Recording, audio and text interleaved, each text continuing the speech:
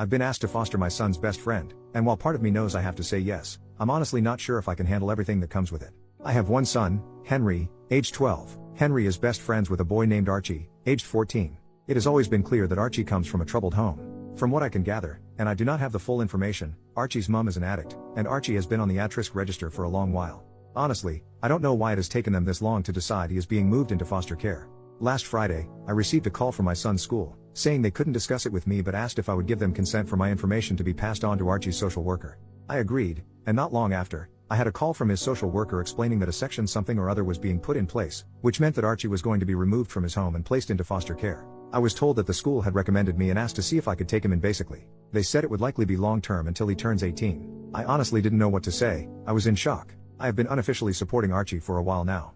I pick him up from his house and drop him off at school with my son. He spends a lot of weekends at my place. On days where he doesn't come to my place, I make sure to pack him something to eat when I pick him up because he told me that his school lunch is his only meal most days. I buy him soap and deodorant, and I even wash his clothes for him. But supporting however I can and taking him on fully is a big jump. I'm a single dad. I have a decent job, but I'm far from well off. I live in a small 2-bedroom house, meaning Henry and Archie would have to share a room, which they do now when Archie stays, but it's only for short bursts. Plus, there's the responsibility of taking on another human. I was told that they had a lack of foster carers in the local area, so if I didn't agree to take him, it is likely he would have to move counties and schools. I don't want that. I was already having Archie stay with me for the 2-week Christmas holiday, so I asked if I could think about it and give them a firm answer in the new year. They agreed. Archie has not yet been informed about any of this. I've tried to make this a normal Christmas for him, as much as possible. My heart is telling me, of course, you're going to take that little boy in, but my brain is worried about the responsibility and cost of taking on another mouth to feed, another boy to clothe. At the same time, I keep thinking about Archie's situation.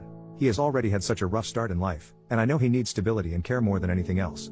I can't bear the thought of him being uprooted again, losing his school, his friends, and the small semblance of normality he has here. I keep asking myself if I can really give him what he needs, and I don't know if I have all the answers right now. I've always taught Henry the importance of kindness, and I see how much he cares about Archie too. Part of me feels that this might not just be me taking on more responsibility, it's also about giving him the chance to grow up with a sense of love and belonging. So, I suppose I'm left balancing what's practical with what feels right in my heart. And I'm leaning towards saying yes.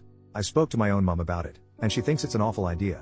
She's worried I'm biting off more than I can chew, especially as a single dad. She reminded me that I already have a lot on my plate with work, the house, and raising Henry on my own. She said that taking in another child, especially one with a difficult background, would add stress and might affect my ability to provide for Henry properly. She didn't say it outright, but I could tell she's afraid this might make life harder for all of us, including Archie. I understand her concerns, honestly, I do, but I can't imagine just turning him away when he needs help the most. I told her that I haven't made a final decision yet, but that I need to think about what's best for everyone involved, not just what's easiest. And I haven't even discussed any of this with Henry yet, which will be a huge factor in my final decision. This has been a huge rant, and if you've read it, thank you. I just needed to get this out somehow. Update, 5 days later, I just wanted to come on and give an update. I want to say a huge thank you for all the responses. I genuinely didn't expect to receive so many replies, especially to something that was just meant to be a rant to get my emotions out. When I was asked to take in Archie, at first I felt honored. Then I felt worried about everything. I am quite an anxious person in general, and my thoughts were flooded with concerns about whether I'd be good enough to support Archie in the way he needs. I love my mom, but she didn't help. I think I get my anxiety from her, although she has it on a much higher scale than I do. Every possible thing that could go wrong, she was texting me about all week. You're already stretched thin with work and Henry. You won't get one-on-one time with Henry anymore. How will you afford everything? These are real concerns, and I'm glad she brought them up because they gave me the opportunity to think about how I could mitigate them.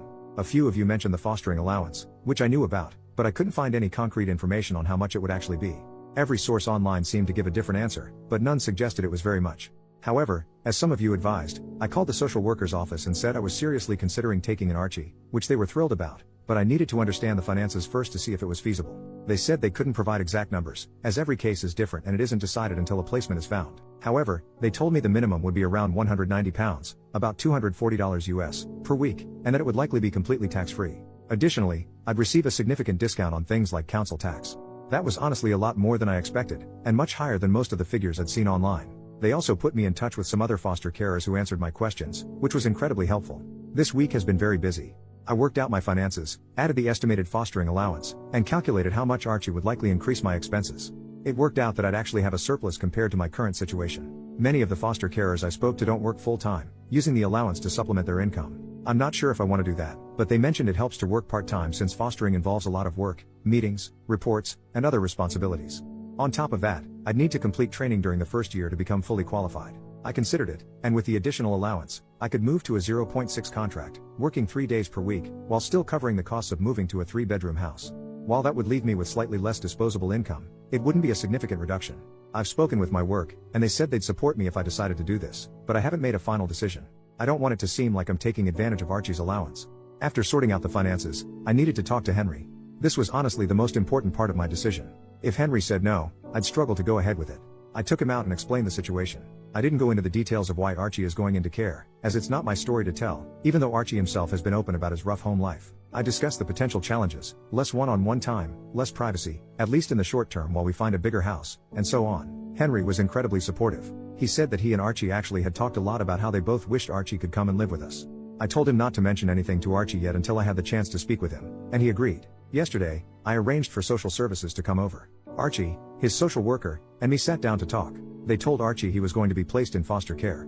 Archie cried a lot, I cried a lot, and he asked to see his mom, which the social worker said they'd arrange as soon as possible. In that moment, Archie didn't seem like a teenager, he seemed like a small child whose world was crumbling. Then they asked Archie if he'd want to stay with me. Although he was still distraught about being in care, he said he'd love to stay with me. We discussed what it would mean and how it would affect us. Afterward, Archie and his social worker spoke privately, and then the social worker and I talked. They expressed how thrilled they were about my decision and said they were pleased I planned to move to a bigger house soon, as Archie would need his own space, which I fully agree with. Normally, the boys spend most of their time upstairs playing Xbox, but later that day Archie came down and asked if we could watch a movie together. He sat next to me, rested his head on my shoulder, and said, "Thank you for letting me stay with you." Writing this, I can feel tears welling up in my eyes again.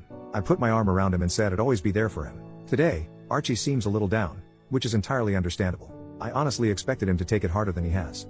To cheer him up, we're going to see the new Lion King movie, even though I hate those live-action films, but this is for Archie, and then going out to eat, letting the boys choose where. I might return in a few months to give an update on how things are going. For now, I'm just hoping everything will be okay.